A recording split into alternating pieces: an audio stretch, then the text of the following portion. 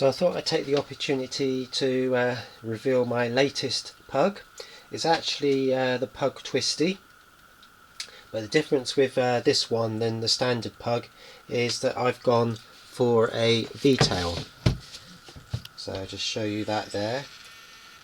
And thanks to Andy at Angelwing Designs, who provided me with the extra bits in order that I can build a V-tail slope Soarer pug. Alright, so I'll just show you some of the closer details of it. So I've gone for the old honeycomb graphics on the wingtips. I've gone for just black all over. I've decided to go against this trend of everything being transparent, so I thought, yeah, let's go for black. So you can see the nice pug graphics on the white stripes on the underside, and of course just black on the underside of the tail surfaces as well. Okay, so as I said, it's a twisty, so just show you that. Okay, so the whole wing twists, and as I said, V-tail, so left, right. Okay, and of course pitch control is actually on the wing because it's Pitcheron, so there's no elevator, so the pitch is controlled like so. So you might be able to see it, the whole wing goes up and down. Okay, let's just show inside the canopy. Now the hatch cover I've done a little bit differently in that I've used two thin strips of wood. The underside is cross grain, and then the top was lengthways the grain. Alright, so then by gluing the two together and using a slow setting glue, I use aliphatic, I then allowed it to set on the actual completed pod. Alright, and then of course when the glue dries, it maintains that shape. Okay, the other trick is that when you do the covering, is try and get it covering tight enough so it has this tendency to pull the middle in, so it wants to try and straighten it out. So then the centre of the hatch cover rests quite nicely on there. So if I put it back on again, you see it rests quite nicely on the pod itself. Easy to remove, just bends enough to snap off. Tiny little tongue at the front, tiny little tongue at the back, and that's enough.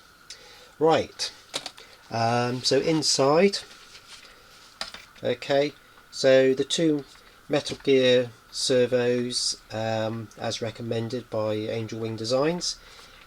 I've got a little servo there for the rudder. You only need the one servo simply because you're just going left right, so you don't need two servos, even though there's two surfaces. So the two control rods operate pretty much like the old aileron wings, where you had the servo in the centre and you just had one servo to operate the ailerons. It's very similar to that. So if I just operate this, let's get this a bit closer, there we go. So if I just operate the rudder, you can see that operating there, and of course then with the actual surfaces, okay, work perfectly. So the control rods actually run through their tubes. You can perhaps maybe just see them exiting there. So it actually goes through the boom, out the back, onto a couple of little control horns. The V-tail, I actually glued the angle first and then attached it to the underside of the boom, and that allowed me to actually use the boom as a tube for the two rods, and in fact the rod tubes inside I actually glued to a very thin length of balsa just to stop them twisting and causing problems subsequently there.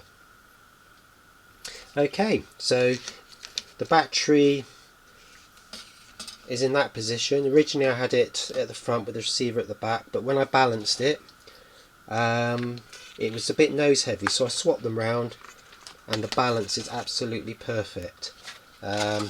So there's my little balancing marks. One thing to be careful with, I checked this with Andy. It seemed odd that the instructions said that the CG is 8mm in front of the centre pivot bar, but it's actually 8mm behind. So it's roughly the CG is roughly the same as the standard Pug, around about 60mm. So that's what I've set it for. Oh, and the other thing before I forget, my hatch I actually deliberately made a bit longer, so it extends a bit further back. The reason for that is there's some space behind here. I haven't made them up yet, but I'm looking at putting little ballast weights in there so that in windier conditions it penetrates quite nicely still. Obviously I don't want to make it too heavy because I don't want to risk damaging it. It's quite a light airframe. I'm not sure, I mean it seems pretty sturdy, the arrangement for the Pitcheron wings, but of course this is why perhaps it's also important to use metal geared servos, because these look quite vulnerable underneath, but should be fine. Hoping to fly this in the next couple of days.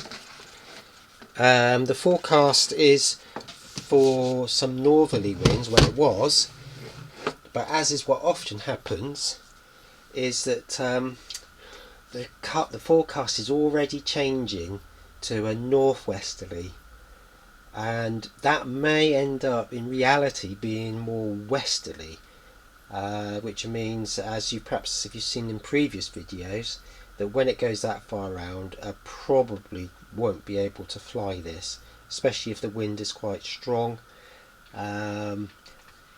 It's not got the right kind of slope to generate the lift that I might need, so I'm just going to have to see. It's meant to last for the next few days, so hopefully there will be, even if it's just a short spell of northerly, I hope to get this flying. Alright, so that's my Pug Twisty with a V-tail.